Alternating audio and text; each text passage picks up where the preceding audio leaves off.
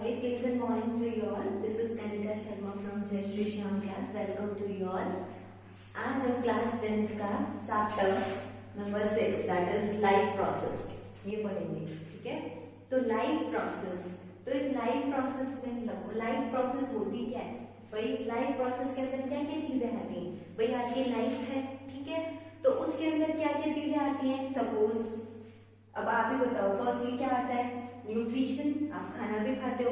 Then nutrition के बाद क्या आता है, रेस्पिरेशन, ट्रांसपोर्टेशन, एक्सक्रीशन. तो ये टॉपिक्स हैं इसके अंदर. ठीक है, तो लाइफ प्रोसेस का जो फर्स्ट टॉपिक है वो है अपना न्यूट्रिशन. क्या है first topic, nutrition. Life process में अपना फर्स्ट टॉपिक है nutrition. So what is nutrition. Nutrition तो क्या है, बेसिक चीज है, तो ये तो पता ही होगा कि न्यूट्रिशन क्या चीज होता है.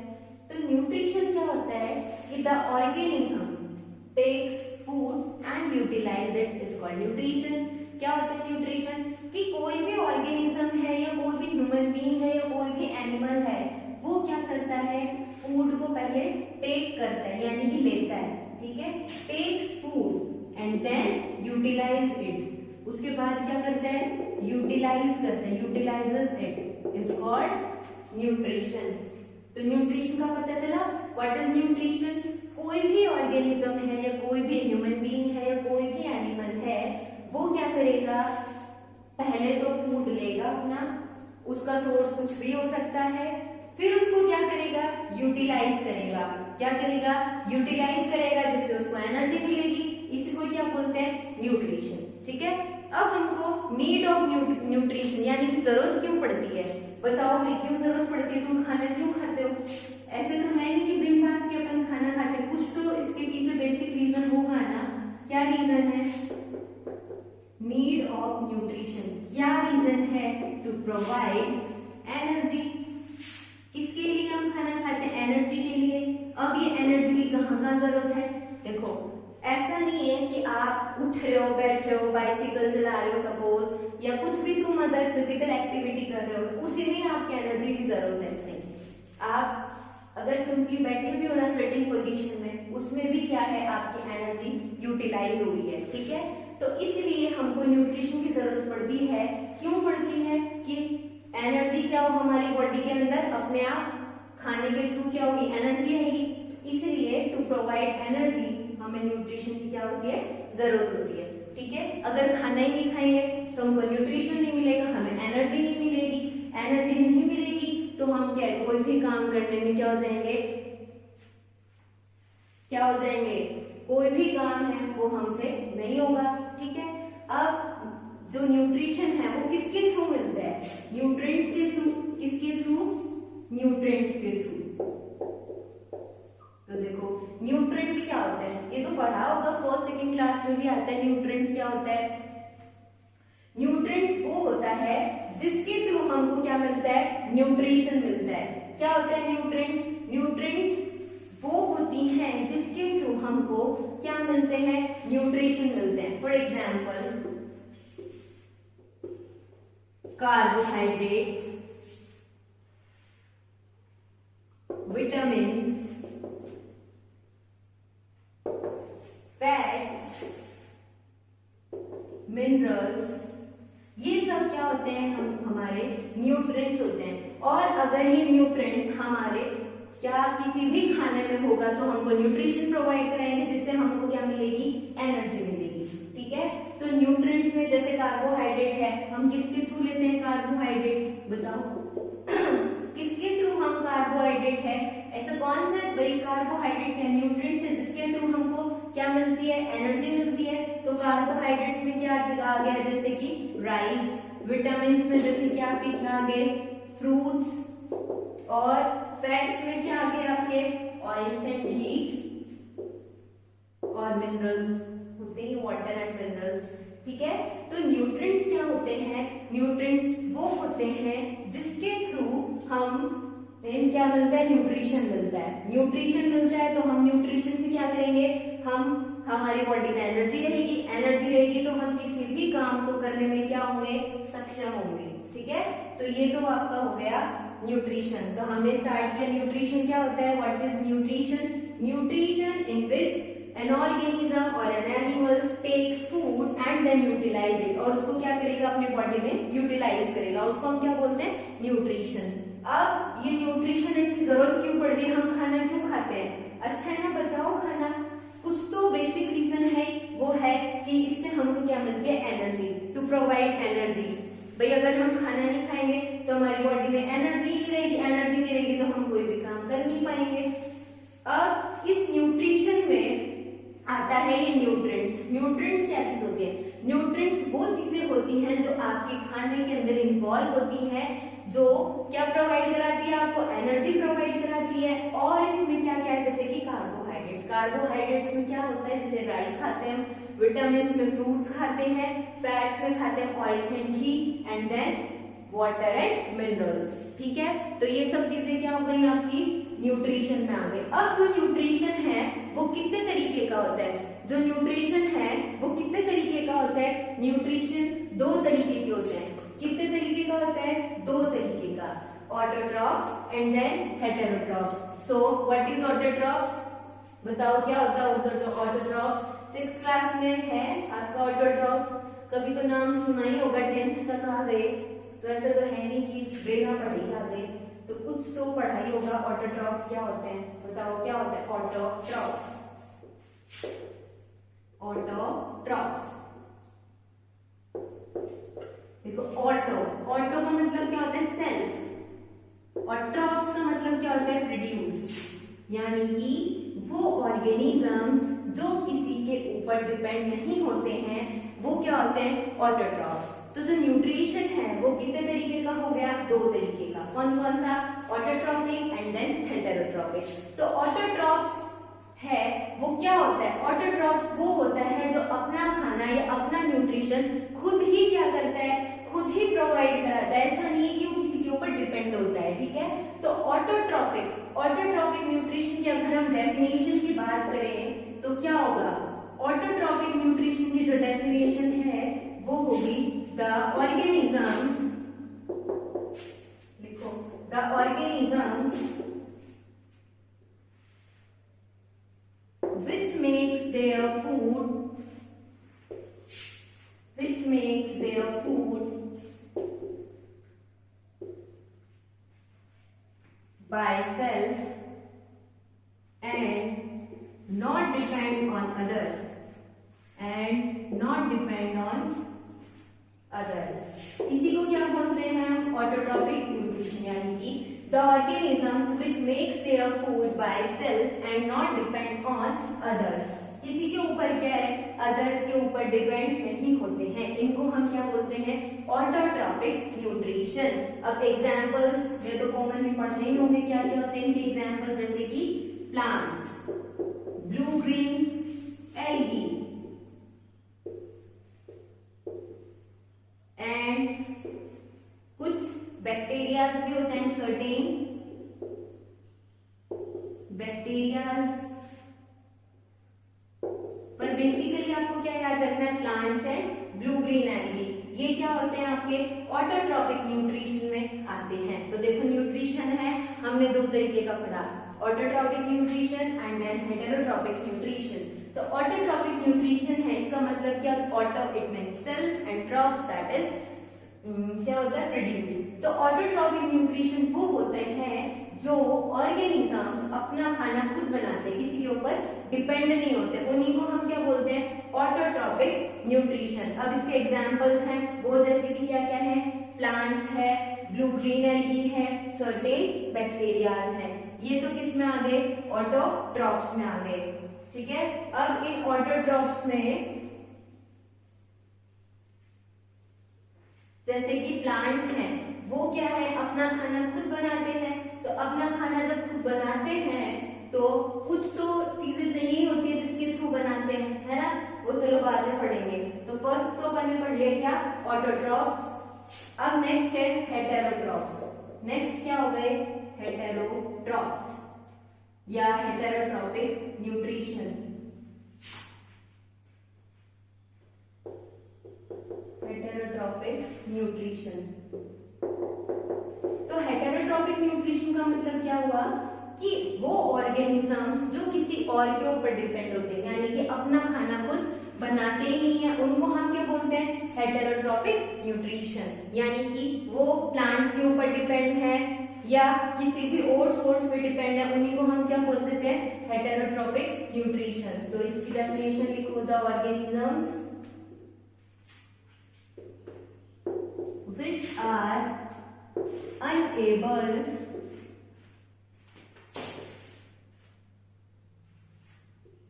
to produce or which are unable to produce their food, or you can say that depend on others, depends on others, इसी को हम क्या बोलते हैं, हेटेरोट्रॉपिक न्यूट्रिशन। ठीक है, अब इसके एग्जांपल्स की बात करें, इनके एग्जांपल्स की बात करें तो हम क्या है, ह्यूमन बीइंग्स हैं इसके एग्जांपल, एंड एनिमल्स, ये क्या हो गए, हेटेरोट्रॉपिक न्यूट्रिशन के एग्जांपल्स हो गए। ठीक है, तो हेटेरोट्रॉपिक न्यूट्रिशन क्या हुआ, the organisms which are unable to produce their food और डिपेंड ऑन अदर्स, उसी को हमने क्या बोल दिया, हेटेरोट्रॉप्स। ठीक है, अब ये जो हेटेरोट्रॉप्स हैं, इनके अंदर क्या है, इनके अंदर क्या क्या तीन तरह की चीजें आती हैं, जैसे कि herbivorous, carnivorous and then omnivorous. इस हेटेरोट्रॉपिक में तीन चीजें हैं, हर्बीवोरस, कार्निवोरस एंड ओमनीवोरस। तो देखो हर्बीवोरस क्या चीज होती है, हर्बीवोरस क्या चीज होती है, बताओ कौन होते हैं हर्बीवोरस। हर्बीवोरस होते हैं कि जो एनिमल्स हुए वो क्या खाते हैं, सिर्फ और सिर्फ ग्रास खाते हैं, यानी कि जैसे घास फूस जो खाते हैं उनको हम क्या बोलते हैं, हर्बीवोरस। जैसे कि काऊ हो गई, है ना, वो क्या है, हर्बीवोरस है। हर्बीवोरस यानी कि जो क्या क्या खाती है, सिर्फ और सिर्फ प्लांट्स या घास फूस, ये सब को पेड़ पौधे, ये सब चीजें खाते हैं, उनको तो हम बोलते हैं हर्बीवोरस। इसका एग्जांपल है जैसे कि काऊ। नेक्स्ट है कार्निवोरस। कार्निवोरस क्या चीज होती है, बताओ कार्निवोरस क्या चीज है।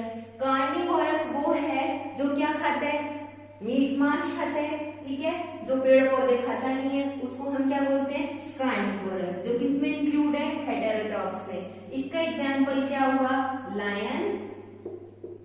ठीक है, नेक्स्ट है ओमनीवोरस। ओमनीवोरस में जैसे कि सबसे बड़ा एग्जांपल है ह्यूमन बीइंग, ये सब कुछ खा जाता है ना, ना प्लांट्स छोड़ते हैं ना एनिमल्स छोड़ते हैं। ठीक है, वेज नॉन वेज सब कुछ। तो ओमनीवोरस का मतलब क्या हुआ कि ऐसे ऑर्गेनिजम्स जो प्लांट्स भी खाते हैं, फ्लैश मीट ये सब भी खाते हैं, एनिमल्स वगैरह सब कुछ खाते हैं, वो क्या होते हैं, ओमनीवोरस। और इसके एग्जांपल जैसे कि ह्यूमन बीइंग, क्या हुआ इसके एग्जांपल जैसे कि ह्यूमन बीइंग। तो ये तो हो गए आपके हेटेरोट्रॉप्स में तीन points, what is herbivorous, carnivorous and omnivorous. तो वापस रिपीट कर देती हूँ, हर्बीवोरस तो क्या चीज होती है, हर्बीवोरस वो होते हैं जो एनिमल्स क्या खाते हैं, सिर्फ और सिर्फ घास फूस खाते हैं, उसको तो हम क्या बोल देते हैं, हर्बीवोरस। इसके एग्जांपल है जैसे कि काऊ। नेक्स्ट है कार्निवोरस। कार्निवोरस क्या होता है कि जो क्या खाता है, मीट मांस खाता है, उसको हम क्या बोल देते हैं, कार्निवोरस। Example lion. नेक्स्ट है ओमनीवोरस, यानी कि जो दोनों चीजें खाते हैं, प्लांट्स भी एंड एनिमल्स भी। ठीक है, सब कुछ खाने से मतलब है बस। तो सबसे बड़ा एग्जांपल क्या हो गया इसका, ह्यूमन बीइंग्स। ठीक है, अब नेक्स्ट हम देखते हैं इस हेटेरोट्रॉप्स के ही तीन टाइप्स, कौन कौन से, पैरासाइट्स, सैप्रोफाइट्स एंड, और बताओ कौन कौन से होते हैं, पैरासाइट्स हो गए, सैप्रोफाइट्स हो गए और होलोजोइक। ठीक है, तीन टाइप्स हो गए हेटेरोट्रॉप्स के। फर्स्ट है पैरासाइट्स या बोल सकते हो पैरासिटिक, दूसरे हो गए क्या, सैप्रोफिटिक, एंड थर्ड क्या हो गए, होलोजोइक। ठीक है, तो देखो फर्स्ट थिंग हम पढ़ेंगे पैरासिटिक क्या होते हैं। पैरासिटिक किसका है, ये पैरासिटिक हेटेरोट्रॉप्स का टाइप है। तो इस पैरासाइट का मतलब क्या होता है, यानी कि those organisms which depend on, किसके ऊपर डिपेंड होते हैं, विच डिपेंड ऑन लिविंग ऑर्गेनिजम्स। ठीक है, जैसे सपोज किसी एनिमल को खाना खाना है तो वो किसके ऊपर डिपेंड होगा, अदर एनिमल पे, विदाउट किलिंग इट। ये मेन चीज है कि विदाउट किलिंग इट, क्या है, विदाउट किलिंग इट, यानी कि उसको मारेगा नहीं, विदाउट किलिंग इट। ठीक है, तो पैरासिटिक में क्या आ गया कि डिपेंड ऑन अदर ऑर्गेनिजम्स, ठीक है, for their food without killing it, इसी को हम क्या बोलते हैं, पैरासिटिक। इसके एग्जांपल्स जैसे कि क्या हो गए, इसके एग्जांपल्स जैसे कि बैक्टीरिया हो गए, फंजाई हो गई, ये सब क्या इसके आपके एनसीईआरटी में गिवन है इनके एग्जांपल्स पैरासिटिक के। तो पैरासिटिक का मेन मतलब ही क्या है, पैरासिटिक का मेन मतलब ये है कि ऐसे organism which depend on others for their nutrition और you can say for their food, और क्या है, विदाउट किलिंग इट, यानी कि उसको बिना मारे खाएगा। ठीक है, उसको तो हमने क्या बोल दिया, पैरासाइट्स। किसमें आ गए वो, पैरासिटिक में। और इसके एग्जांपल क्या आ गए, जैसे कि कस्कुटा, फंजाई और बैक्टीरिया, ये क्या हो गए, इसके एग्जांपल्स हो गए। ठीक है, तो बताओ पैरासिटिक की जो डेफिनेशन है वो क्या हुई कि the organism which depend on others for their nutrition without killing it, उसको हमने क्या बोल दिया, पैरासिटिक। ठीक है, नेक्स्ट आता है आपका सैप्रोफिटिक। सैप्रोफिटिक का मतलब कि क्या होता है, डेड एंड डिकेइंग मैटर पे जो भी डिपेंड करता है उसको हम क्या बोलते हैं, saprophytic, which depend on dead and decaying matter, इसको हम क्या बोलते हैं, सैप्रोफाइट्स। अब इसके एग्जांपल्स की बात करें तो इसके एग्जांपल्स हो गए जैसे कि मशरूम्स एंड फंजाई, ये सब क्या हो गए, इसके एग्जांपल्स हो गए। तो देखो हेटेरोट्रॉप्स का फर्स्ट तो क्या था, पैरासिटिक, देन क्या था, सैप्रोफिटिक, एंड देन क्या है, होलोजोइक। तो देखो पैरासिटिक है, उसका मतलब क्या था कि जो भी ऑर्गेनिज्म है वो अपना फूड कहाँ से लेता है, अदर ऑर्गेनिज्म से लेता है, ये अदर लिविंग ऑर्गेनिज्म से लेता है विदाउट किलिंग इट, उसको हम क्या बोल देते हैं, पैरासिटिक न्यूट्रिशन। या पैरासिटिक किसमें आता है, हेटेरोट्रॉप्स का एक टाइप है। ठीक है, नेक्स्ट है, और इसके एग्जांपल क्या क्या हो गए, इसके एग्जांपल्स हमने पढ़े थे ना, जैसे कि बैक्टीरिया, फंजाई, और आपके एग्जांपल देख सकते हो इसका कस्कुटा। कैसा एग्जांपल, कस्कुटा, कस्कुटा देखा होगा आपने। कस्कुटा क्या होता है, जैसे कि ऐसे प्लांट होता है तो इसके अंदर क्या होगा, यहाँ क्या होती है, एक लिड होती है, क्या होती है, ऐसे इसका कवर होता है, और यहाँ क्या होगा, कुछ ऐसा स्टिकी सब्सटेंस होगा इसकी सरफेस पे। यहाँ पे सपोज कोई इंसेक्ट क्या होगा, अट्रैक्ट होगा, यहाँ सपोज वो बैठा, तो क्या होगा कि यहाँ पे रिसेप्टर्स है, स्टिकी सब्सटेंस है, तो ये लिड क्या हो जाएगी, कवर हो जाएगी, और इंसेक्ट अंदर चला जाएगा, और इस इंसेक्ट के जो भी प्रोटीन स्ट्रक्चर्स हैं वो क्या होंगे, डाइजेस्ट हो जाएंगे, यानी कि मारा तो उसको है ही नहीं ना, विदाउट किलिंग इट। इसलिए इसका एग्जांपल क्या हो गया, पैरासिटिक, जैसे कस्कुटा, बैक्टीरिया, ये सब इसके क्या हो गए एग्जांपल्स। सैप्रोफिटिक, सैप्रोफिटिक में क्या क्या आ गया कि डेड एंड डिकेइंग मैटर, इसके एग्जांपल्स जैसे कि फंजाई, मशरूम्स, ये सब इसके क्या है, एग्जांपल्स है। नेक्स्ट है आपका होलोजोइक। क्या है, होलोजोइक। तो देखो होलोजोइक क्या होता है, सबसे पहले होलोजोइक का मतलब समझना पड़ेगा। होलोजोइक वो होता है कि जैसे कि सपोज अपन ह्यूमन बींग्स, तो क्या करते हैं हम ह्यूमन बींग्स, अपन ने कुछ भी खाना खाया, ऐसा तो है नहीं कि ना भाई हमने खाना है वो बड़ा सिंपली खा लिया और अच्छे से डाइजेस्ट हो गया, ऐसा तो हुआ नहीं है कभी भी। तो वो ऑर्गेनिजम्स होते हैं होलोजोइक में कि खाना है या हम कुछ भी इंटेक करते हैं वो कैसा करते हैं, कॉम्प्लेक्सली करते हैं, और उसका जैसे जैसे डाइजेशन होगा, ट्रांसपोर्टेशन होगा, यानी कि ब्रेक डाउन होगा उस खाने का, और बाद में ब्लड के अंदर एब्जॉर्ब होगा। तो होलोजोइक में क्या है, होलोजोइक में यही आता है कि ऐसे ऑर्गेनिजम्स जो कॉम्प्लेक्सली फूड को क्या करें, इंजेस्ट करें, एंड देन सिंपली क्या करें, ब्रेक डाउन करें। और वो ब्रेक डाउन किसकी प्रोसेस से करेंगे, बताओ किसकी प्रोसेस से करते हैं, अपनी बॉडी है, ह्यूमन बीइंग की प्रॉपर बॉडी है, वो क्या है, कॉम्प्लेक्सली कोई भी फूड इंटेक करती है, इंजेस्ट करती है, तो वो बाद में सिंपली किस सपोज मतलब सिंपली जो ब्रेक डाउन होगी तो किसकी हेल्प से होगी, कुछ तो होगा ना कि भाई हाँ अब ये सिंपली ब्रेक डाउन हो रही है। किसके थ्रू होगा? By enzymes. किसके थ्रू? By enzymes. ये कैसे होते हैं? Biocatalyst. कैसे होते हैं ये? Biocatalyst. इनका काम ही एंजाइम्स का क्या होता है? कॉम्प्लेक्स फूड से किस में कन्वर्जन करना? सिंपल फूड में। ठीक है, ये क्या हो गया आपके? हॉलोजोइक। तो हॉलोजोइक में इसका एग्जांपल बताओ क्या हुआ? इसका एग्जांपल हो गए हम ह्यूमन बीइंग्स। ठीक है, तो अब मैंने इसके अंदर क्या बताया बताओ? हॉलोजोइक में, हॉलोजोइक में मैंने ये बताया कि ऐसे ऑर्गेनिजम्स, या यू कैन से दैट अपन ह्यूमन बीइंग्स ही क्या करेंगे? कोई भी अपन ने कुछ भी खाना वगैरह इंजेस्ट किया, ठीक है, तो वो कैसे इंजेस्ट किया? कॉम्प्लेक्सली किया। ऐसा तो है नहीं कि अपन ने सब कुछ सिंपली खा लेते, नहीं। सपोज आपका बैलेंस डाइट है। बैलेंस डाइट आपका क्या होता है कि ऐसा डाइट जिसके अंदर हर तरीके का न्यूट्रिशन प्रोवाइड हो, या और कैसे अमाउंट में? इनएक्यूरेट अमाउंट, उसी को हम क्या बोलते हैं? बैलेंस डाइट बोलते हैं। अब उस बैलेंस डाइट में सपोज क्या क्या है? जैसे कि आप बैलेंस डाइट इसको बोलते हो, ये प्लेट में जैसे आपने क्या खाया? दाल। उस दाल के अंदर क्या होता है? प्रोटीन होता है। ठीक है, ये मम्मी ने रोटी बना के दी, तो उस रोटी पे क्या है? वो रोटी क्या है? फाइबर्स है, कार्बोहाइड्रेट्स है। ठीक है, और क्या होगा कि उसके ऊपर जो घी लगाएंगे वो हो गया फैट्स एंड ऑयल्स में आ गया। ठीक है, नेक्स्ट है राइस भी खाई जैसे दाल के साथ, तो वो राइस के अंदर क्या आ गया? स्टार्च।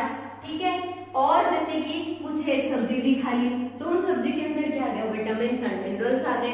और बाद में अपन क्या है? पानी भी पीते ही हैं। तो बताओ ये बैलेंस डाइट हुई या नहीं हुई? क्या आपने दाल, चावल, रोटी, सब्जी ये सब और पानी, ये सब क्या एक बैलेंस डाइट में आ गए ना? तो आपने क्या किया? उस बैलेंस डाइट में कार्बोहाइड्रेट भी है, विटामिन भी है, मिनरल्स भी है, प्रोटीन्स भी है, सब कुछ है। ये आपने क्या कॉम्प्लेक्सली इंजेस्ट कर लिया अपनी बॉडी में। अब कॉम्प्लेक्सली तो ऐसा है नहीं कि हमारी बॉडी उसको डाइजेस्ट कर लेगी, नहीं। तो सिंपली वो किससे ब्रेक डाउन होंगे? बायो कैटलिस्ट से। और वो कौन होते हैं? एंजाइम्स होते हैं। ठीक है, अब इन एंजाइम्स की प्रॉपर्टीज क्या क्या होती हैं? बताओ प्रॉपर्टीज। एंजाइम्स का कभी नाम तो सुना ही होगा कि एंजाइम्स, हाँ नाम तो सुना है। तो बताओ क्या होते हैं एंजाइम्स? इनकी प्रॉपर्टीज ही बता दो। चलो, एंजाइम्स की प्रॉपर्टीज क्या क्या होती हैं? बताओ एंजाइम्स की प्रॉपर्टी क्या होती है? इस एंजाइम की फर्स्ट प्रॉपर्टी तो क्या होती है कि ये क्या होते हैं? Bio catalyst. क्या होते हैं ये? Bio catalyst. ठीक है, नेक्स्ट है कि ये क्या होते हैं? Proteinaceous in nature. कैसे होते हैं ये नेचर में? Proteinaceous in nature. कैसे होते हैं ये नेचर के अंदर? प्रोटीनेशियस होते हैं। और थर्ड पॉइंट इसका क्या हुआ कि ये क्या होते हैं? हमेशा टेम्परेचर स्पेसिफिक होते हैं। टेम्परेचर के स्पेसिफिक होते हैं। ठीक है, कौन? एंजाइम्स टेम्परेचर स्पेसिफिक होते हैं। अब अगर इनको टेम्परेचर कम मिला तो क्या है? तो भी वर्क नहीं करेंगे, और ज्यादा मिल गया तो भी वर्क नहीं करेंगे। तो इसका मतलब जो एंजाइम्स हैं इनको कैसा टेम्परेचर चाहिए? पर्टिकुलर टेम्परेचर चाहिए जिस पे ये वर्क करें। और एंजाइम्स क्या होते हैं? प्रोटीनेशियस होते हैं नेचर में। अगर कोई आपसे इसका नेचर पूछे एंजाइम्स का, तो कैसे नेचर के होंगे ये? प्रोटीनेशियस। और ये जो एंजाइम्स हैं ये कैसे होते हैं? Biocatalyst. कैसे होते हैं ये? Bio catalyst. तो देखो एंजाइम्स हैं, उनकी हमने 3 प्रॉपर्टी पढ़ी। क्या क्या? कि वो क्या होते हैं? एक तो बायो कैटलिस्ट होते हैं। दूसरा बताओ क्या पढ़ा? दूसरा ये पढ़ा कि कैसे होते हैं नेचर में? प्रोटीनेशियस होते हैं। और थर्ड क्या पढ़ा? टेम्परेचर स्पेसिफिक होते हैं। ठीक है, तो हमने 2 तरीके का न्यूट्रिशन पढ़ लिया, ऑटोट्रॉपिक एंड देन हेटेरोट्रॉपिक। अब ऑटोट्रॉप्स में हम ये देखते हैं क्या क्या पढ़ा था हमने ऑटोट्रॉप्स में कि प्लांट्स का एग्जाम्पल पढ़ा था हमने, ब्लू ग्रीन एल्गी प्लांट्स। तो अब जो प्लांट्स हैं वो अपना खाना कैसे खुद बनाते हैं ये पढ़ना है हमने, है ना, कि न्यूट्रिशन इन प्लांट्स के अंदर अब हम क्या करें कि भाई प्लांट्स हैं वो अपना खाना खुद बनाते हैं। हमने बोल तो दिया कि ऑटोट्रॉप्स में क्या आते हैं? प्लांट्स आ गए, ग्रीन एल्गी, पर वो अपना खाना खुद बनाएंगे कैसे? ऐसा तो है नहीं बैठ के खाना बन गया अपना, कुछ तो काम करेंगे कि भाई वो जिससे अपना खाना अपना न्यूट्रिशन ले सके। तो न्यूट्रिशन इन प्लांट्स। तो देखो इस न्यूट्रिशन इन प्लांट्स में हम क्या पढ़ेंगे कि अपना जो प्लांट्स है वो न्यूट्रिशन कैसे लेते हैं। तो देखो प्लांट्स हैं वो क्या करते हैं, प्लांट सबसे पहली बात जो हमारे एनवायरमेंट इनऑर्गेनिक चीजें होती हैं, ठीक है, जैसे कि CO2 हो गया, वाटर हो गई, सनलाइट हो गई, इनका यूज करके किस किस का यूज करके इनऑर्गेनिक सोर्स में आ गए CO2, वाटर, ऑक्सीजन, इन सब का यूज करके ये क्या बनाते हैं, कार्बोहाइड्रेट्स बनाते हैं। क्या बनाते हैं ये, कार्बोहाइड्रेट्स। क्या बनाते हैं ये, कार्बोहाइड्रेट्स बना देते हैं। कौन, प्लांट्स। अपन ने बात करी थी कि प्लांट्स हैं जो वो अपना खाना खुद बनाते हैं। तो अपना खाना कैसे खुद बनाते हैं, कुछ तो होगा ही ना कि अपना खाना ऐसे खुद बना लेते हैं। तो इसके पीछे बेसिक रीजन है कि जो प्लांट्स हैं, प्लांट्स अपने एटमॉस्फेयर में बाहर होती हैं, तो वो प्लांट क्या करेगा कि एनवायरनमेंट के अंदर जो भी इनऑर्गेनिक चीजें हैं जैसे कि CO2 हुआ, वाटर हुआ, ऑक्सीजन हुआ, उनका यूज करके किसकी प्रेजेंस में यूज करेंगे, बताओ किसकी प्रेजेंस में यूज होगा, यूज तो हो ही है, वो तो हमको भी पता है, किसकी प्रेजेंस में यूज होगा, क्लोरोफिल एंड सनलाइट, इसकी प्रेजेंस में ये जो प्लांट्स हैं वो क्या बना लेंगे, कार्बोहाइड्रेट्स। ठीक है, तो मैं वापस रिपीट करती हूँ कि जो ऑटोट्रॉप्स हैं या बोल सकते हो प्लांट्स हैं, वो क्या करेंगे, अपना जो भी एनवायरनमेंट में इनऑर्गेनिक सोर्स है, इनऑर्गेनिक सोर्स जैसे कि ऑक्सीजन हो गया, वाटर हो गया, CO2 हो गया, इन सब का यूज करके ये किसकी प्रेजेंस में यूज करेंगे। ऐसा तो है नहीं कि जिस दिन सनलाइट नहीं आए तो वही उन्होंने खाना बना लिया, ऐसा तो होता नहीं है। तो किसकी प्रेजेंस में, क्लोरोफिल एंड सनलाइट की प्रेजेंस में क्या बना लेंगे, कार्बोहाइड्रेट्स। ठीक है, इसी को हम क्या बोलते हैं, फोटोसिंथेसिस। अगर कोई आपसे डेफिनेशन पूछे व्हाट इज फोटोसिंथेसिस, तो द प्लांट्स, क्या लिखोगे, ऐसे लिखना कि the plants which utilise CO2, water, oxygen, these are inorganic sources। क्या होते हैं ये, inorganic sources हैं। ये कौन से sources हैं, inorganic sources which utilize inorganic sources such as CO2, water and O2 in the presence of, किसकी presence में, क्लोरोफिल एंड सनलाइट की प्रेजेंस में क्या बनाते हैं, कार्बोहाइड्रेट्स बनाते हैं। उन्हीं को क्या बोलते हैं, फोटोसिंथेसिस। अब बात करें कि भाई देखो, ऐसा कभी देखा है क्या तुम लोगों ने कि सपोज आज क्या है, धूप नहीं निकली, ठीक है, आज अपना एनवायरनमेंट है, क्लियर नहीं है, भाई ऐसे बहुत ज्यादा बारिश हो रही है, ये सनलाइट नहीं निकली है, तो कभी तुम लोगों ने देखा है हमारे प्लांट्स, चलो सारे मर गए, आज तो हमारे प्लांट्स, कभी देखा है क्या ऐसा कि आज में सारे प्लांट्स डैमेज हो गए, सारे खत्म हो गए, क्या आज इनको सनलाइट नहीं मिला, ये फोटोसिंथेसिस नहीं कर पाए, तो इसकी वजह से क्या, ये सारे के सारे प्लांट्स क्या डैमेज हो गए। ऐसे कभी देखा है क्या तुमने, नहीं ना, क्यों, वो प्लांट्स क्यों जिंदा रह जाते हैं बिना सनलाइट के भी, भाई एक दो दिन सपोज कभी अपने एनवायरनमेंट में धूप भी नहीं निकलती, सर्दियों में ऐसा होता है, या बारिश भी आ जाती है, तो उसके पीछे रीजन क्या है, क्यों प्लांट्स खराब क्यों नहीं होते हैं। न्यूट्रिशन की तो उनको फिर भी जरूरत होती है, ऐसा तो है नहीं कि बारिश के मौसम में उनको जरूरत नहीं है, क्यों, क्योंकि जो भी कार्बोहाइड्रेट्स उन्होंने सनलाइट के प्रेजेंस में थ्रू फोटोसिंथेसिस बनाया था, वो किसकी फॉर्म में वो स्टोर कर लेते हैं, स्टार्च की फॉर्म में।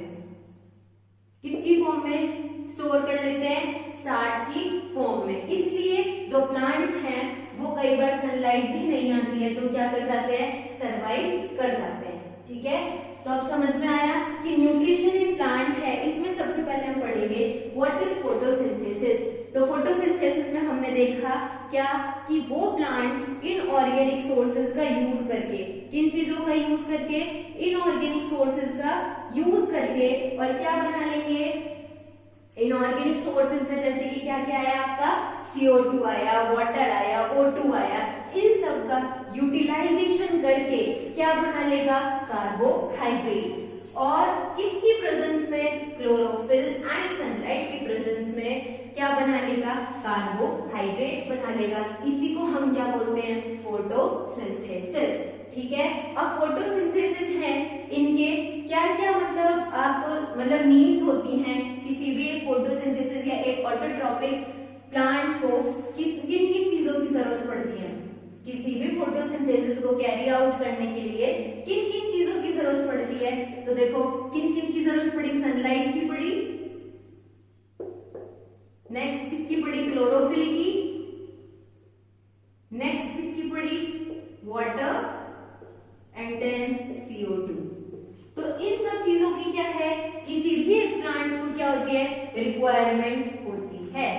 उससे क्या है, ये अपना न्यूट्रिशन फुलफिलमेंट कर लेते हैं। तो अब देखो, एक आपकी बुक में फोटोसिंथेसिस का क्या दिया हुआ है? इक्वेशन दिया हुआ है, वो तुम लोगों को याद होना चाहिए। क्या होता है? 6CO2 प्लस 12H2O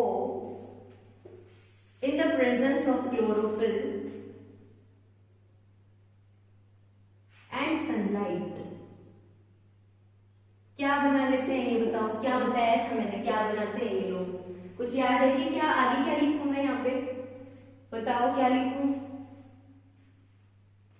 बताओ, वहां पढ़ा था ना, कार्बोहाइड्रेट्स बना लेते हैं, है ना? तो C6H12O6 plus 6O2 plus 6H2O, ये बना लेते हैं। अब ये क्या होता है? ग्लूकोज। क्या होता है ये? ग्लूकोज। ठीक है, तो समझ में आया कि जो फोटोसिंथेसिस है उसमें क्या क्या चीजों की जरूरत होती है, जैसे कि sunlight, chlorophyll, H2O and CO2। अब आपकी बुक में ये चीज कई लोगों को समझ भी नहीं आती, ये क्या बोल गई इक्वेशन? ये इक्वेशन ये बोली है कि प्लांट्स हैं वो इनऑर्गेनिक सोर्सेज का यूज किया है। किन किन सोर्सेज का यूज किया? ये क्या इनऑर्गेनिक सोर्स नहीं बताया था आपको?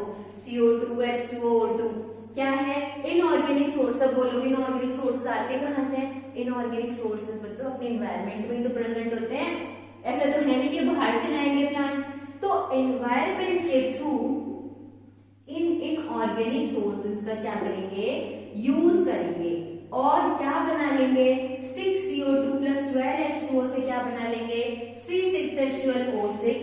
पर मेन चीज ध्यान रखनी है, किसकी प्रेजेंस में? क्लोरोफिल एंड सनलाइट की प्रेजेंस में क्या बना लिया? Glucose plus 6CO2 plus 6H2O। ये किसकी इक्वेशन हो गई? फोटोसिंथेसिस की। ये आपको एकदम अच्छे से याद होनी चाहिए, फोटोसिंथेसिस की। ठीक है, तो ये तो क्या हो गई आपकी न्यूट्रिशन इन प्लांट्स में। सबसे पहले ये तो क्या हो गए? आपके फैक्टर्स हो गए, क्या क्या जरूरत होती है? Sunlight, chlorophyll, H2O, CO2।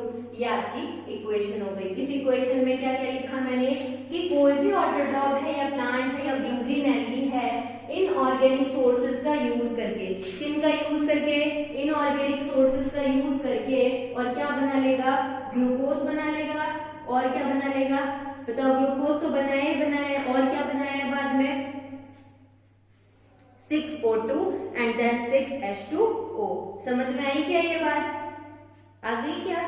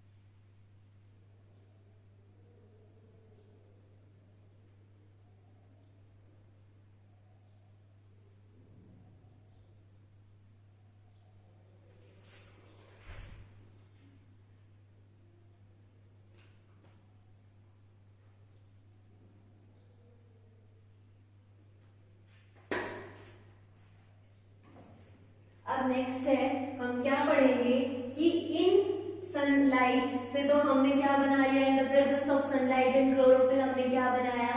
भाई आपको ग्लूकोज बना दिया, carbohydrate and which is stored in the form of starch in plants. अब हम पढ़ेंगे कि इनके अंदर मेन इवेंट्स क्या होते हैं। इसके अंदर मेन इवेंट्स क्या होते हैं फोटोसिंथेसिस के अंदर? तो देखो, मेन इवेंट्स की अपन बात करें, आपके एनसीईआरटी में दी हुई है, तो मेन इवेंट्स की हमने बात करी, तो इसका फर्स्ट पॉइंट है वो क्या होता है कि भाई सनलाइट है हमारे एनवायरनमेंट में। ठीक है, सनलाइट हुई। अब हमने क्या करा कि वो सनलाइट है उसको एब्जॉर्ब कौन करेगा हमारे प्लांट्स में? एब्जॉर्ब करेंगे क्लोरोफिल। और ये क्लोरोफिल कहाँ होते हैं बताओ? क्लोरोफिल का नाम तो सुना ही होगा। ये क्लोरोफिल कहाँ प्रेजेंट होते हैं अपने प्लांट्स में? क्लोरोप्लास्ट के अंदर। किसके अंदर?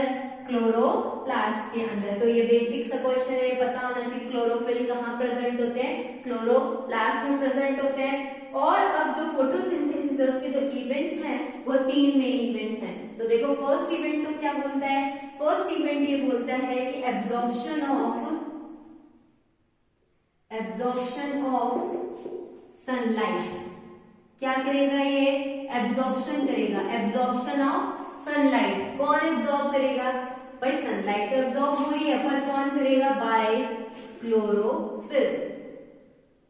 कौन करेगा एब्जॉर्ब सनलाइट को? क्लोरोफिल। ये आपका फर्स्ट पॉइंट एनसीईआरटी में दिया हुआ है। ऊपर तो मैंने अभी इक्वेशन समझा दी पहले। अब ये मेन इवेंट्स। तो फर्स्ट पॉइंट तो क्या हो गया आपका? Absorption of sunlight bye chlorophyll. अब ये क्या करेगा? एब्जॉर्ब तो कर ली सनलाइट को, अब ये क्या करेगा? लाइट एनर्जी को किसमें कन्वर्ट करेगा? Light energy convert into chemical energy. किसकी एनर्जी? कौन सी एनर्जी में कन्वर्ट कर देगा? केमिकल एनर्जी में।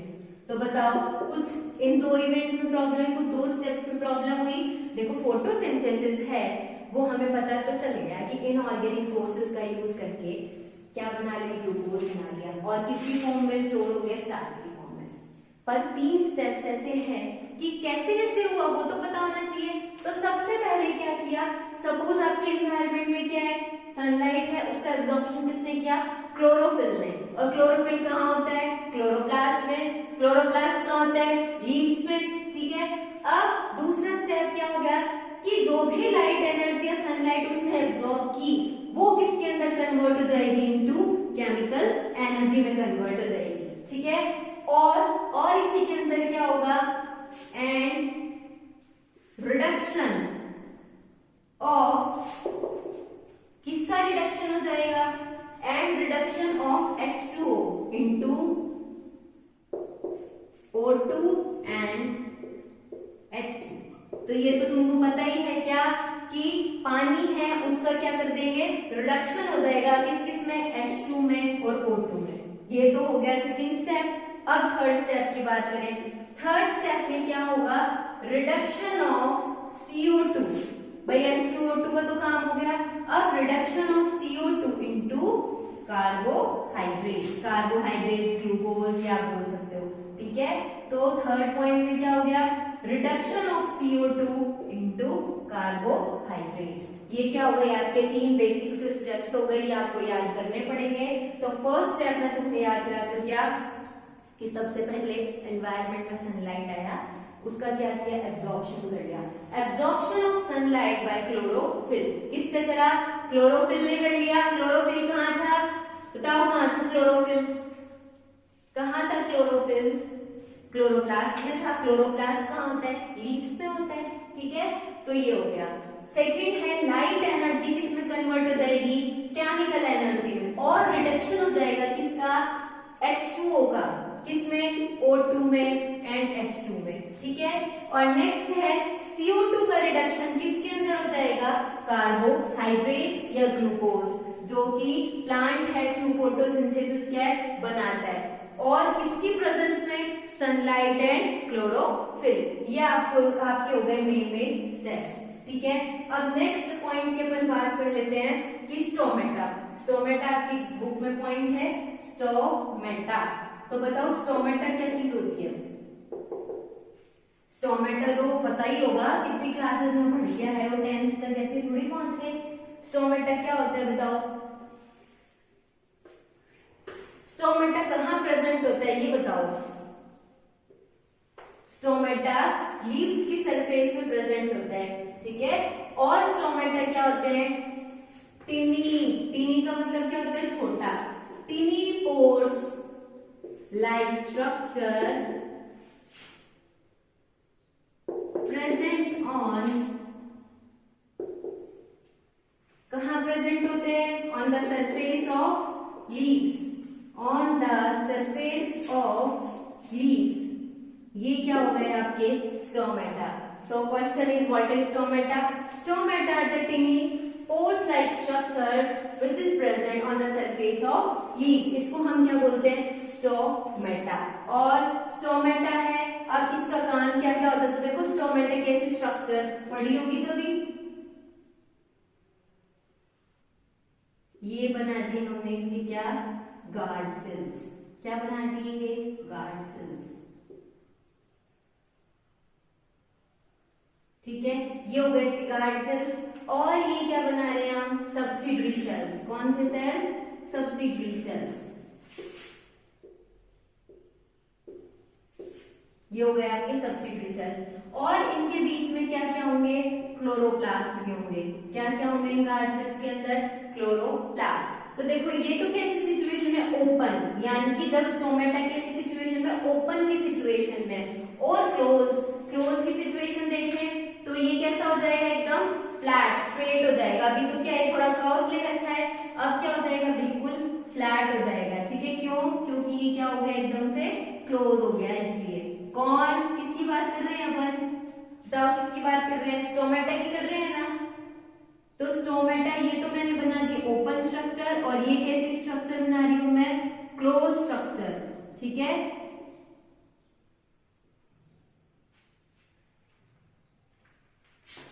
और स्टोमेटा क्या बताया था? टीनी पोर लाइक स्ट्रक्चर्स होती है। कहाँ होती है? On the surface of leaves. ये हो गए यहाँ पे इसके भी क्लोरोप्लास्ट। ठीक है, ये हो गई इसकी गार्ड सेल्स, ये हो गए इसके क्या? Subsidiary cells. और ये क्या हो गया इसका? Stomatal pore. क्या हो गया ये? Stomatal pore. ये तो कैसी सिचुएशन में था? क्लोज फॉर्म में। और ये कैसी सिचुएशन में है? ओपन। तो देखो स्टोमेटा है, पोर लाइक स्ट्रक्चर्स होते हैं। कहाँ होते हैं? सरफेस ऑफ लीव्स पे। तो अब इस स्टोमेटा का काम क्या होता है? तो देखो सबसे पहले तो बात करते हैं कि ओपन कब होते हैं, क्लोज कब होते हैं। तो ओपन जब होते हैं जब इनकी गार्ड सेल्स के अंदर क्या हो जाता है, जैसे किशमिश खाई होगी तो किशमिश क्या, सपोज अपन ने किशमिश को भिगोया तो उसके अंदर पानी चला जाएगा तो चला जाता है तो क्या होता है? स्वेल हो जाती है, फूल जाती है। तो ऐसे ही गार्ड सेल्स है ये, जैसे ही इनके अंदर क्या होगा? वाटर आ जाएगा और ये क्या है? फूल जाएंगी। तो क्या हो जाएगा? ये आपका ओपन हो जाएगा। क्या? स्टोमेटा। और जैसे ही क्या होगा? पानी है वो लूज कर देगा। कौन? Guard cells. तो क्या हो जाएंगी? श्रिंक हो जाएंगी। तो कैसी सिचुएशन हो जाएगी? ये क्लोज हो जाएगा। ठीक है, अब देखो जब ओपन था तो कैसा था? कर्व्ड था ये। ठीक है, और थोड़ा फूला हुआ था। और जब यहाँ पे क्लोज की सिचुएशन आई तो कैसा हो गया? फ्लैट हो गया है, श्रिंक हो गया। तो ये दोनों में डिफरेंस है। अब इस स्टोमेटा का काम क्या है भाई? कुछ तो काम होगा ना। फंक्शंस क्या होते हैं इसके? तो फंक्शंस हो गया इसका एक्सचेंज ऑफ गैसेस। क्या है इसका फंक्शन? Exchange of gases. किसका काम है ये? स्टोमेटा का। अब ये एक्सचेंज क्यों कर रहा है? कुछ तो रीजन है इसके पीछे। स्टोमेटा मैंने क्या बताया? टिनी पोर्स लाइक स्ट्रक्चर है, कैसी? छेद जैसी। तो जैसे अपने घर में अपन चाय छानते हैं तो क्या है, वो छलनी से जब चाय छानते तो उसमें छोटे छोटे पोर्स तो होते ही है ना। तो उसके थ्रू एक्सचेंज तो होता ही है। तो ऊपर चाय की पत्ती रह जाती है और नीचे आपका कप में चाय आ जाती है। तो ऐसे ही क्या है? पोर्स होते हैं जिसके थ्रू क्या होता है? एक्सचेंज होता है गैसेस का। और दूसरा काम ये क्या करता है स्टोमेटा? कि सरफेस ऑफ लीव्स है उसके ऊपर क्या है? जो वाटर होता है, एक्स्ट्रा वाटर, वो क्या करता है? In the form of vapour. क्या कर देता है ये? In the form of vapour जो वाटर है उसको क्या कर देता है? रिलीज कर देता है थ्रू ट्रांसपीरेशन। जैसे कि आप मॉर्निंग में सपोज मॉर्निंग वॉक पे गए होंगे कभी, तो वहां की आपने देखा होगा प्लांट्स हैं, उनकी लीव्स छोटी छोटी ड्रॉपलेट्स मिलती है क्या? तो वो जो ड्रॉपलेट्स होती है ना, वो क्या है? वो through transpiration in the form of vapour किसकी है? वाटर की तो है। ठीक है, तो क्या हो जाती है? वो लीव्स के सरफेस पे बाहर आ जाती है। किसके थ्रू? Through stomata. तो इसके फंक्शंस क्या क्या हो गए? एक तो एक्सचेंज ऑफ गैसेस और दूसरा क्या हो गया? वाटर की जो भी एक्स्ट्रा आपके प्लांट्स के अंदर जो भी ड्रॉपलेट्स है वो through transpiration in the form of vapour कहाँ जाएंगे, आपकी लीव्स की सरफेस पे। ये आपका क्या काम हो गया स्टोमेटा का। तो देखो क्वेश्चन पूछ लेते हैं stomata, what is stomata? Tiny pore like structures which is present on the surface of leaves. इनका काम क्या होता है, एक्सचेंज ऑफ गैसेस का, और जो भी एक्स्ट्रा वाटर आपके जो प्लांट है उनके अंदर प्रेजेंट है वो किसकी फॉर्म में बाहर निकलता है, in the form of vapour.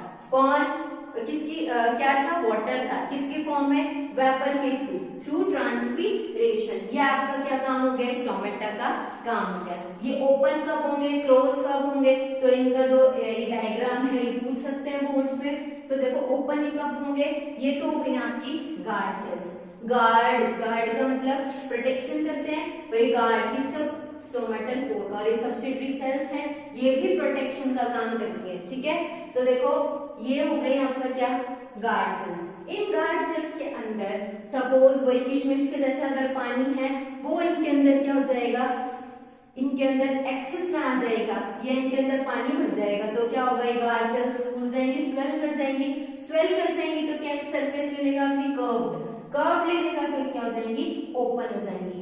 और ऐसे ही हम क्लोज की बात करें तो क्लोज में क्या होगा कि जैसे ही पानी क्या है वो मतलब लूज हो जाएगा, ये श्रिंक हो जाएंगे, ये गार्ड सेल्स, पानी नहीं बचेगा तो क्या लूज हो जाएंगे, लूज या फिर श्रिंक हो जाए। जैसे पानी लूज करेंगे तो क्या गार्ड सेल्स श्रिंक हो जाएंगे, श्रिंक हो जाएंगे तो कैसी हो गई, फ्लैट हो गई। तो इसका मतलब स्टोमेटा क्या हो गया, क्लोज हो गया। ये हो गया आपका स्टोमेटा का स्ट्रक्चर। अब मेन बात, वो जो 3 इवेंट्स हमने पहले पढ़े थे ना फोटोसिंथेसिस के, हमेशा ध्यान रखना कि ऐसा जरूरी नहीं होता कि जो 3 जो स्टेप्स पढ़े हैं फोटोसिंथेसिस के वो हमेशा ही क्या हो, साइमल्टेनियसली, यानी कि एक के बाद एक। फर्स्ट हमने क्या पढ़ा था बताओ, फर्स्ट हमने पढ़ा था जैसे absorption of chlorophyll, absorption of sunlight bye chlorophyll, ठीक है। तो ऐसा नहीं कि उसके बाद जो सेकंड पॉइंट है वही आए, नहीं, ऐसा नहीं होता। क्यों नहीं होता कि देखो जैसे प्लांट्स हैं, रात को क्या करते हैं प्लांट्स, CO2 का इंटेक करते हैं। किसका इंटेक करते हैं, CO2 का। तो और प्लांट्स क्या कर लेते हैं कि जो भी उनके फूड के लिए जो भी इंटरमीडिएट की जरूरत होती है वो रात को ही क्या कर लेते हैं, अपनी फुलफिल कर लेते हैं। और जैसे ही मॉर्निंग में सनलाइट आती है तो अपना क्या है, बस उनका आधा काम तो हुआ वही होता है, जैसे इंटरमीडिएट तो उन्होंने बना ही लिया, कैसे, इंटेक ऑफ CO2। तो क्या है, जब इंटरमीडिएट बना लिया तो मॉर्निंग में क्या है, बस सनलाइट की प्रेजेंस में अपना खाना तो तैयार है, इंटरमीडिएट तो अपन ने बना ही लिया, ठीक है। तो इसलिए ये इवेंट्स ऐसा नहीं है कि तीनों एक साथ ही चलेगी, अब्सॉर्ब करे सनलाइट को, सनलाइट को अब्सॉर्ब कौन करेगा, क्लोरोफिल। तो वो जो तीनों स्टेप्स हैं वो साइमल्टेनियसली क्या है, जरूरी नहीं है। क्यों जरूरी नहीं है, क्योंकि जैसे कि प्लांट्स हैं जो कई प्लांट्स क्या करते हैं कि कई ऑलमोस्ट रात को क्या है CO2 का इंटेक करते हैं और अपना इंटरमीडिएट बना लेते हैं। किसका इंटरमीडिएट, किस चीज के लिए, कोई भी फूड है जो उनको सपोज वाटर ड्रॉप्स होते हैं तो वो तो अपना खाना खुद ही बनाते हैं, तो खाना खुद बनाते हैं तो उसके लिए इंटरमीडिएट की भी तो जरूरत होती है। तो वो इंटरमीडिएट क्या है, बना लिया। अब सपोज इंटरमीडिएट तो बना लिया तो फर्स्ट स्टेप से थोड़ी ना लगेंगे एब्जॉर्प्शन करेंगे, उन्होंने तो इंटरमीडिएट ऑलरेडी तैयार कर ही रखा है ना। तो इसलिए ध्यान रखना कि जो भी वो 3 स्टेप्स बताए थे वो जरूरी नहीं है कि एक के बाद ही हो, साइमल्टेनियसली नहीं होंगे, आज के एनसीईआरटी बुक में लिखा हुआ है, ठीक है। तो ये हो गया स्टोमेटा। वापस से स्टार्ट करें तो रिवीजन करें तो देखो क्या है, न्यूट्रिशन के बारे में पढ़ा पहले तो अपन ने कि न्यूट्रिशन क्या चीज होता है, फूड हम इंटेक करते हैं और उसका क्या होगा, यूटिलाइज हो रहा है, उसी को हम क्या बोलते हैं, न्यूट्रिशन बोलते हैं। न्यूट्रिशन के 2 टाइप थे, ऑटोट्रॉपिक एंड हेटेरोट्रॉप्स। ऑटोट्रॉप्स तो वो थे जो किसी के ऊपर डिपेंड नहीं होते, हेटेरोट्रॉप्स वो होते हैं जो किसी के ऊपर डिपेंड होते हैं या अपना खाना खुद नहीं बना पाते हैं। ऑटोट्रॉप्स में जैसे ब्लूग्रीन एल्गी आ गए, प्लांट्स आ गए। हेटेरोट्रॉप्स में क्या है, हेटेरोट्रॉप्स में क्या है, मतलब एनिमल्स आ गए, ठीक है। तो हेटेरोट्रॉप्स में, हेटेरोट्रॉप्स के हमने 3 टाइप पढ़े, हर्बीवोरस, कार्निवोरस, ओमनीवोरस। हर्बीवोरस क्या थे, जो ग्रास खाते हैं, प्लांट्स खाते हैं। कार्निवोरस क्या थे, जो मीट मांस ये सब खाते हैं। और जो ओमनीवोरस है जो दोनों चीजें खाते हैं, ग्रास भी खाते हैं, प्लांट्स भी खाते हैं और मीट मांस भी खाते हैं, फ्लैश भी खाते हैं। इनको हम क्या बोलते हैं, ओमनीवोरस बोलते हैं, ठीक है। चलो ये हो गया। फिर नेक्स्ट क्या पढ़ा था, उनके टाइप हेटेरोट्रॉप्स के, पैरासिटिक, देन सेकेंड नंबर क्या था, सैप्रोफाइट्स, देन थर्ड होलोजोई। तो देखो पैरासाइट्स है वो क्या होते हैं कि वो अपना जो भी खाना है वो किसी लिविंग ऑर्गेनिज्म से बनाते हैं विदाउट किलिंग इट। नेक्स्ट है सैप्रोफाइट्स, यानी कि ऐसे ऑर्गेनिजम्स जो अपना खाना है वो किसके थ्रू बनाते हैं, डेड डिकेइंग मैटर के through. For example mushrooms, certain fungi, ये सब हो गए एग्जाम्पल्स। नेक्स्ट है होलोजोइक। होलोजोइक न्यूट्रिशन का मतलब जैसे कि हम ह्यूमन बींग्स, तो होलोजोइक में हमने क्या किया, किसी भी कॉम्प्लेक्स फूड को हमने क्या करा, इनटेक करा और उसका बाद में सिंपली ब्रेक डाउन हुआ। सिंपली ब्रेक डाउन थ्रू, बताओ किसके थ्रू बताया था मैंने, थ्रू एंजाइम्स। एंजाइम्स की मैंने 3 प्रॉपर्टीज बताई थी, क्या क्या, कि बायोकैटलिस्ट होते हैं, टेम्परेचर स्पेसिफिक होते हैं, प्रोटीनेशियस इन नेचर होते हैं। तो एंजाइम्स का काम क्या था, एंजाइम्स का काम ये था कि कॉम्प्लेक्स फूड से किस में ब्रेक डाउन हो रहा था, सिंपल फूड में ब्रेक डाउन हो रहा था। कौन कर रहा था, जो कि एंजाइम्स कर रहे थे इस काम को, ठीक है। तो ये तो आपका हो गया। नेक्स्ट हमने पढ़ा कि ऑटोट्रॉफ्स, हमने तो पढ़ ही लिया कि भाई प्लांट्स हैं खुद अपना खाना बनाते हैं। खुद किसके थ्रू बनाते हैं, इनऑर्गेनिक सोर्सेज का यूज करके।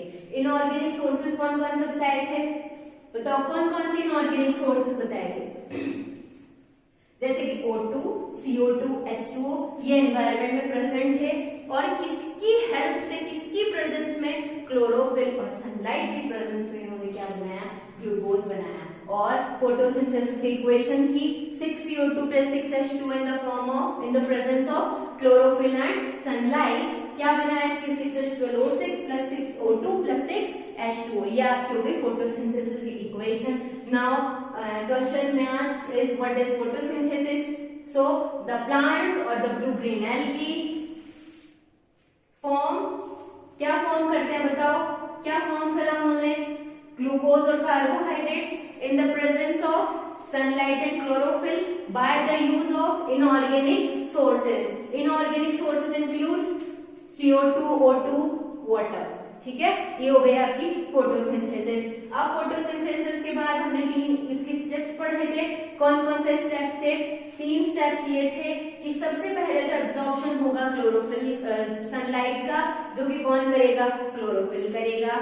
दूसरा क्या था कि जो भी लाइट एनर्जी उसने अब्सॉर्ब किया वो केमिकल एनर्जी में कन्वर्ट होगी। थर्ड स्टेप, और जो वाटर है वो H2 एंड O2 में क्या हो जाएगा, ब्रेक डाउन हो जाएगा। थर्ड पॉइंट था reduction of CO2 into carbohydrates, you can say that glucose, okay.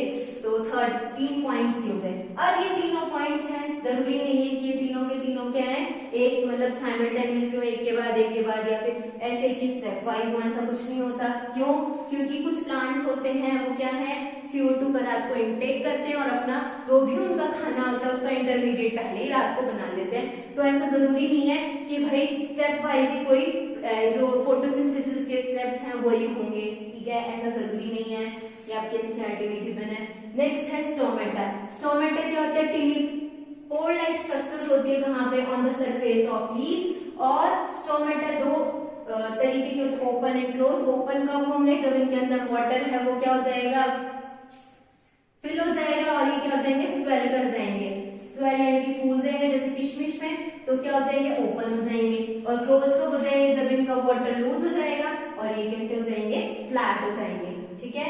इसके फंक्शंस है एक्सचेंज ऑफ गैसेस, और जो भी एक्स्ट्रा वाटर है इन द फॉर्म ऑफ, जो भी water droplets in the form of vapour, transpiration, ये क्या करेगा, उसको लीव्स की सरफेस पे बाहर रिलीज कर देगा, ठीक है।